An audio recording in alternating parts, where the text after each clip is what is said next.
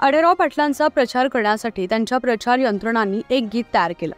त्या गीतामध्ये आढळरावांचा दादा शिरूरचा राजा असा उल्लेख असल्यानं नागरिकांनी त्यावर आक्षेप नोंदवलाय।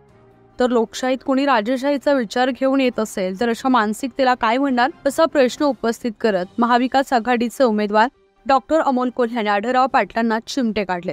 त्यावर नागरिक मला राजा म्हणत असतील तर त्यात लोकशाही धोक्यात येण्याचं काय कारण, अशी सारवासारव करत आढळराव पाटलांनी आपल्या प्रचार गीताचं समर्थन केलंय। ज्या प्रचार गीतावरून वाद होतोय ते गीत नेमकं काय आहे ऐकूयात।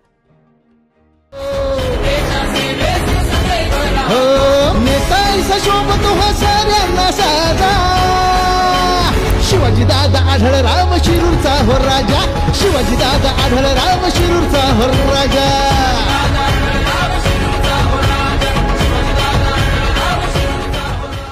आणि लोकशाही टिकणं गरजेचं आहे, परंतु तुमच्या एका प्रचार गीतामध्ये तुम्ही शिरूरचे राजा आहेत, लोकशाही येणं गरजेचं आहे, पण त्याच्यामध्ये स्पष्ट उल्लेख आहे शिवाजीराव दादा शिरूरचे राजा। ह्याच्यामध्ये लोकशाही धोक्यात आली? राजा उपमा ठीक आहे ना, राजा म्हटलं काय, लोक प्रेमानं म्हणतात राजा, त्याला काय, त्याच्यामध्ये चुकीचं काय वाटलं तुम्हाला? शिरूरचा राजा ठीक आहे ना, आता एखाद्याला घाटाचा राजा, आता आमचे हे घाटाचा राजा म्हणजे काय लोकशाही धोक्यात आली का? हे बैलगाडा क्षेत्रामध्ये मोठं काम करतं बघा, बऱ्याच ठिकाणी लिहिलं आहे घाटाचा राजा, असं काही नाही। ह्याच्यावर पत्रकारांनी नाही ते काढणं म्हणजे मला विनोद वाटतो हा। दादा, आढळराव पाटलांनी तयार केलेले प्रचार गीत सध्या प्रचंड वाहक होते आणि त्यामध्ये त्यांनी स्वतःला राजा असं संबोधलेलं आहे, म्हणजे ज्यांनी कोणीही केलेलं आहे। आणि याबाबत आढळरावांना विचारलं तर ते म्हणाल की यामध्ये काही गैर नाही। या सगळ्याकडे तुम्ही कसं बघता? शिरूरमध्ये नेमकी राजाची गरज आहे का?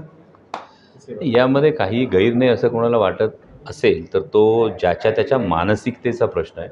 आणि मला असं वाटतं लोकशाहीमध्ये राजापेक्षा सेवक असणं हे जास्त गरजेचं आहे। शिरूर लोकसभा मतदारसंघाला गेली 5 वर्ष त्यांच्या हक्काचा भाऊ, त्यांच्या हक्काचा पोरग, त्यांच्या हक्काचा माणूस अशी सवय झालेली आहे। आणि त्यामुळे राजेशाहीची मानसिकता घेऊन जर कोणी येत असेल तर शिरूर लोकसभा मतदारसंघाच्या स्वाभिमानी जनतेला अशा पद्धतीनं 4 पक्ष उड्या मारून, केवळ राजेपदासाठी 4 पक्ष उड्या मारून गद्दारी करून आलेल्या लोकांना राजेपद हे कधी शिरूरची लोकसभा मतदारसंघाची जनता बहाल करणार नाही। आणि त्याहीपेक्षा महत्त्वाचं म्हणजे ही सर्वसामान्य जनतेचा सेवक असणं ही जास्त महत्त्वाची बाब आहे।